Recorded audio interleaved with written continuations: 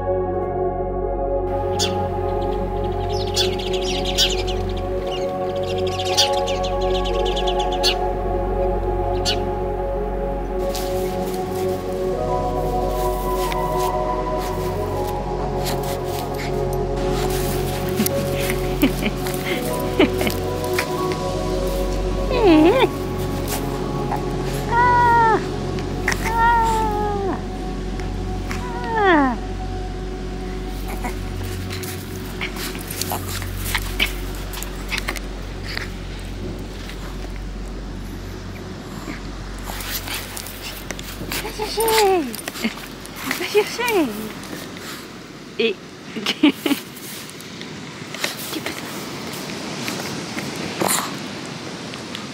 voilà, voilà, voilà, voilà.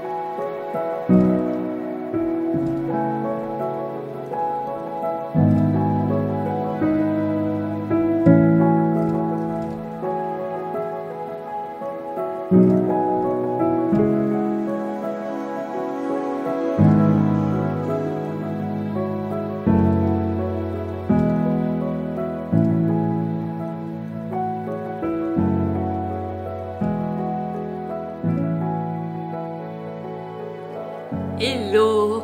Bon, alors après les dernières images que vous avez vues, donc celles où je prépare les colis, le lendemain, j'ai commencé à être malade. En fait, j'avais commencé un petit peu avant sans que rien se déclenche vraiment, mais le lendemain, j'ai commencé à être vraiment malade. Et genre une gastro, un truc que je n'ai pas eu depuis 10 ans si ce n'est plus. Je ne savais même pas que ça existait encore, mais apparemment oui. Donc voilà, donc j'ai été quelques jours malade, ce qui fait que j'ai pas pu envoyer les colis quand je voulais les envoyer. Bon, j'étais encore dans les temps, mais voilà, j'ai eu quelques jours de retard forcément. Et voilà, et j'aime bien à chaque fois, enfin j'aime bien. Quand je suis malade ou quand j'ai un symptôme quelque part, je vais toujours voir en fait la symbolique de l'organe en question ou de l'articulation. Enfin voilà, je vais toujours voir en fait quelle est la symbolique, qu'est-ce que ça veut dire, quel est le message, parce que pour moi il y a toujours des messages du corps en fait à travers ces maladies, même si effectivement quelques jours avant, j'avais croisé une voisine un matin, que j'avais aussi vue la veille d'ailleurs, qui promenait son chien et voilà, et qui me racontait en fait que c'était hier après qu'on se soit vu, elle avait mangé un yaourt le soir et en sortant son chien elle se sentait pas bien du tout, hyper nauséeuse, tout ça. Donc j'ai repensé à ça après, et je me suis dit que Peut-être qu'en caressant son chien, j'ai chopé le virus, je ne sais pas.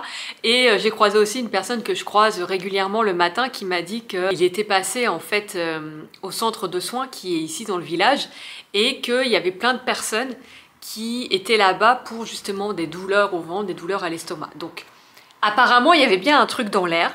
Mais le fait est que je l'attrape, pour moi, c'est toujours aussi voilà, synonyme de quelque chose. Donc j'adore en fait toujours regarder la symbolique pour voir si ça me parle en fait. Après, si ça me parle pas, bah ça me parle pas. Hein. Mais voilà, ça peut parfois me donner des indications sur peut-être des croyances que je porte et qu'il est temps de libérer ou voilà, ça peut mettre des choses en lumière. Et parfois, les maladies, c'est juste aussi des libérations du corps qui doivent se faire, puisque c'est aussi le dernier stade, quoi, le stade physique. Donc parfois, c'est juste aussi que c'était peut-être le moment de lâcher des choses, c'était peut-être du travail que j'avais déjà fait en amont. Et là, voilà, qui se manifestait en se libérant comme ça. Donc bon, en tout cas, l'essentiel, c'est que ça aille mieux. Donc ça va être l'instant un petit peu papotage. J'ai trop envie aussi, j'avais envie là de mettre quand même quelques décorations de Noël ici, parce que j'adorais en fait décorer pour Noël, j'adore l'ambiance de Noël. Je trouve qu'il y a vraiment une magie en fait, la magie de Noël, au-delà de, je parle pas de l'aspect commercial ou des cadeaux, c'est pas ça du tout. Mais j'aime beaucoup en fait cette ambiance-là. Mais le fait est que, donc je repars en France pour Noël et que l'appartement, c'est pas vraiment un appartement que je loue, comme je disais, c'est de manière temporaire. Et donc là, je dois faire un peu de place, en tout cas ranger plus ou moins mes affaires. Et vu que ça fait presque, bah, j'y suis depuis le début de l'année, donc j'ai commencé quand même à prendre possession des lieux. Je dois ranger mes affaires parce que le temps de mon absence, alors normalement il n'y a personne qui vient, mais la propriétaire peut en avoir besoin ou peut avoir un membre de sa famille à héberger. Il faut que je range mes affaires dans une moindre mesure pour le tenir à disposition. Parce que normalement c'est des locations encore une fois de courte durée, mais voilà, ça la dérange pas que je sois là plus longtemps.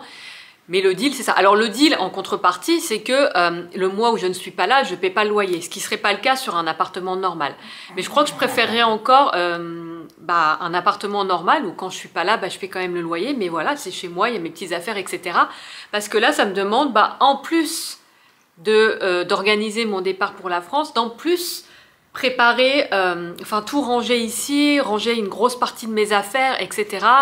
Et puis du coup, de pas vraiment installer des décorations Noël alors que j'aurais pu en profiter. Alors moi, je suis vraiment de la team, je ne sais pas vous, mais moi, je suis de la team déco Noël. Je commence mi-novembre et encore parce que mi-novembre, je me retiens, j'attends quoi, mi-novembre.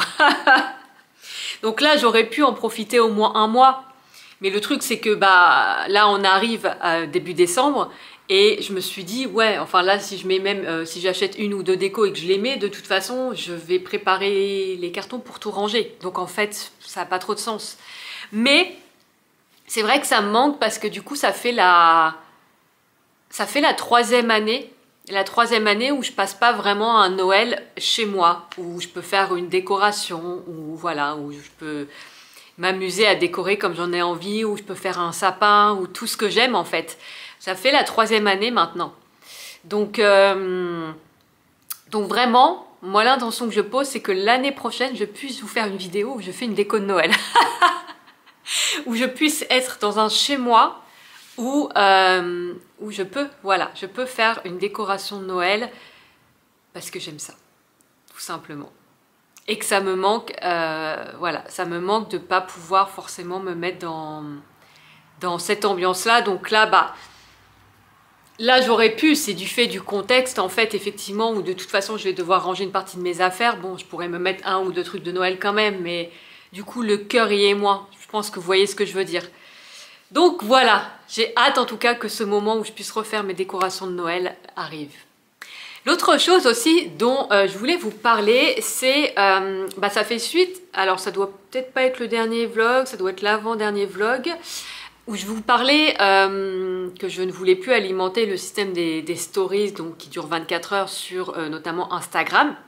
Et pendant ce temps-là, c'est vrai que je réfléchissais parce qu'en fait, ça me manquait de pas vous partager certaines choses, notamment des photos assez spontanées, etc.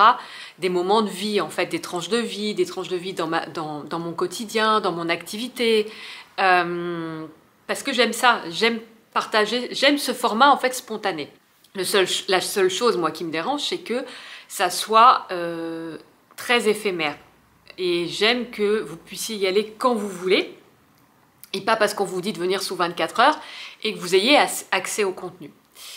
Donc j'avais quand même toujours ça en arrière-plan, et d'un seul coup, j'ai eu l'évidence, parce que j'ai déjà aujourd'hui un canal Telegram que j'avais un peu mis en stand-by, parce que justement, je ne savais pas forcément quoi y partager. Et ça m'a semblé le réseau, en fait, idéal, enfin le canal en tout cas idéal, pour partager un peu en mode story, mais donc du coup que vous pouvez retrouver facilement.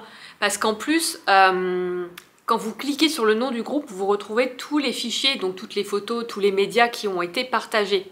Donc vous les retrouvez en un clin d'œil, c'est hyper facile. Et c'est ce que j'aime en fait, du coup, que vous ayez accès au contenu comme vous vouliez finalement.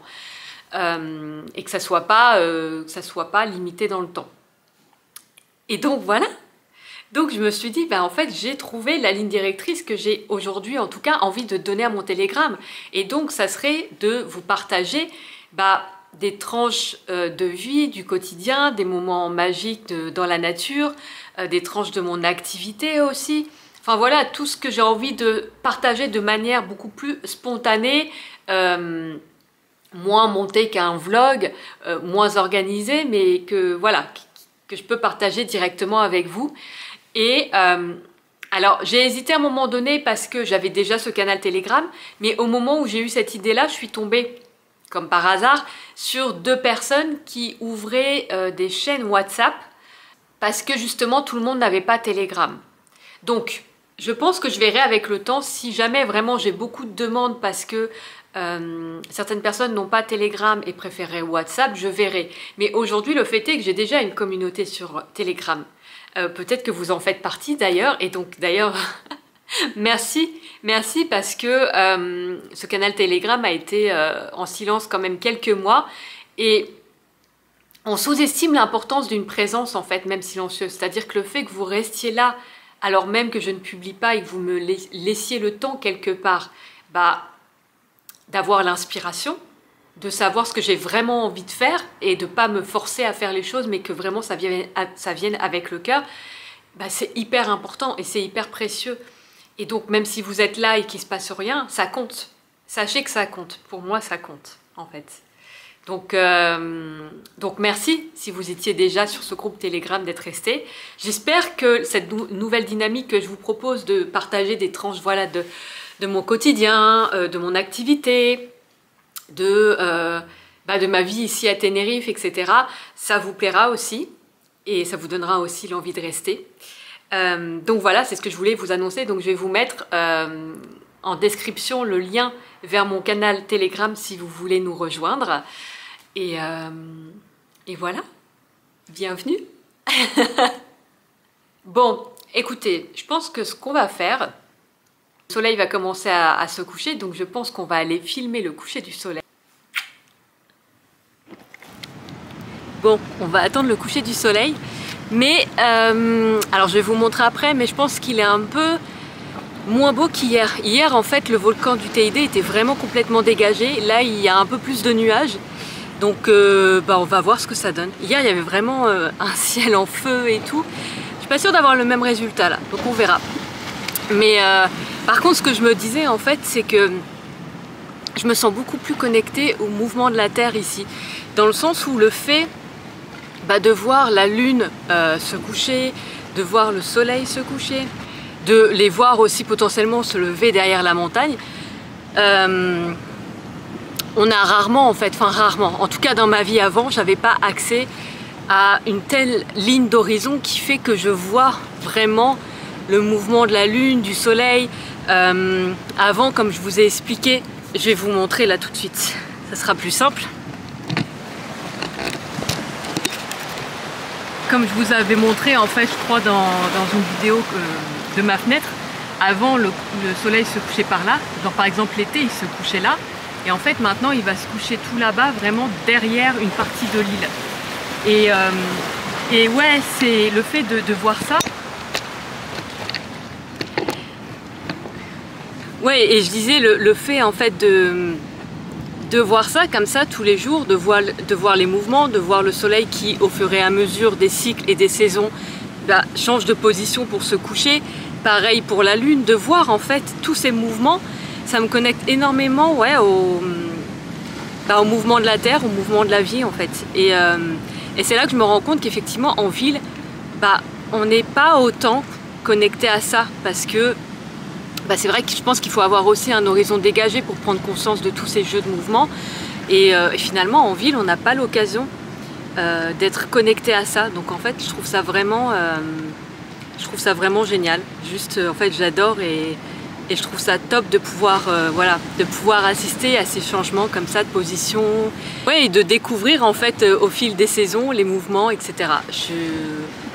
J'aime beaucoup, j'aime beaucoup. Voilà, voilà. Donc, eh bien, on va attendre que le moment soit propice pour filmer. Vous voyez ce que je disais, c'est que là, alors on le devine à peine en fait, normalement là,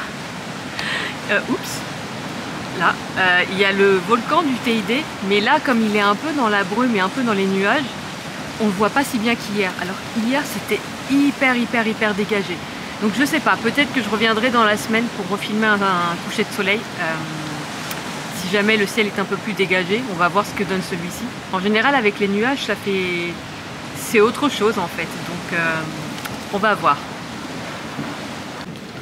Ah oui, ce que je me rends compte aussi du coup, c'est que d'avoir en fait tout ici me paraît immense quoi. Le fait d'avoir les montagnes, l'horizon, la mer, le ciel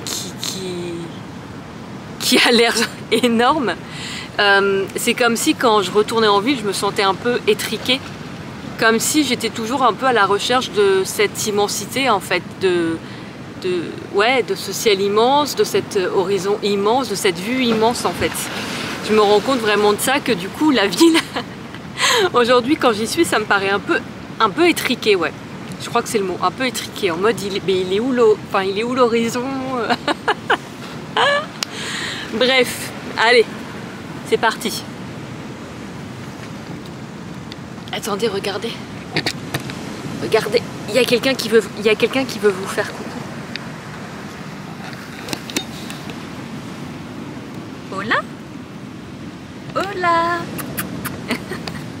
Eh.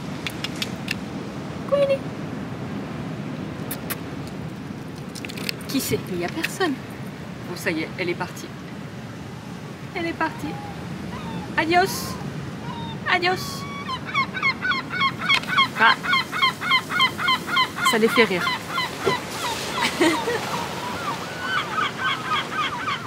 Oula.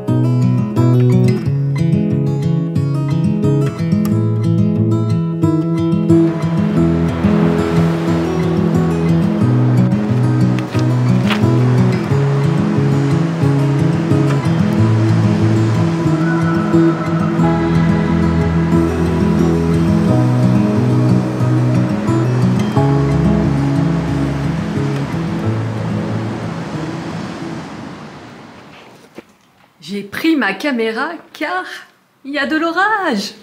Ça n'arrive jamais, ou pas très souvent. Et j'adore. Est-ce que vous entendez le vent en fait qui s'engouffre dans les fenêtres?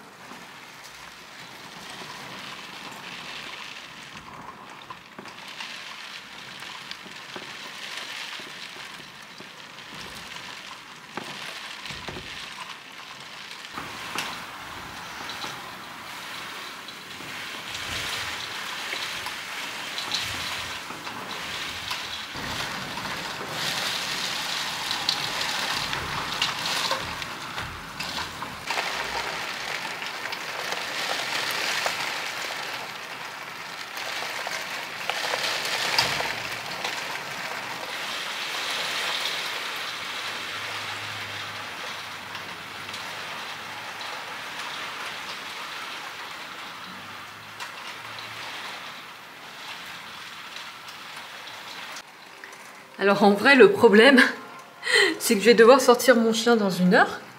Je vais pas pouvoir quand même attendre beaucoup plus. Et que je n'ai pas de chaussures de pluie. Je n'ai que des baskets en toile. Mais la route, elle est inondée. Regardez, ça dégouline. Oula, je vais me prendre de l'eau. Je sais pas si vous voyez. Ouh là là, il y a l'eau qui m'attaque. Bon, la pluie qui m'attaque. Donc voilà. Donc c'est embêtant parce que des chaussures en toile, des baskets en toile, ça prend beaucoup l'eau. Voilà, voilà. Voilà, voilà mon problème du moment.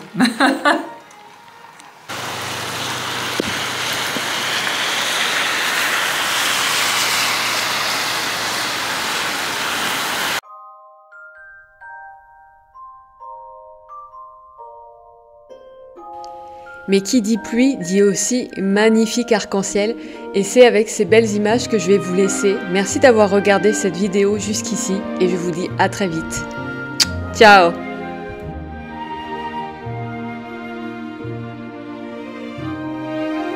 Bon, j'avais dit effectivement pas de déco Noël, mais je suis tombée sur ce petit biscuit en cire avec son petit cœur trop mignon. Je n'ai pas pu résister, surtout que j'adore l'odeur de la cire. Est-ce qu'il n'est pas trop mignon? Voilà, ce sera lui, ma déco de Noël quand même. Parce qu'il est trop chou.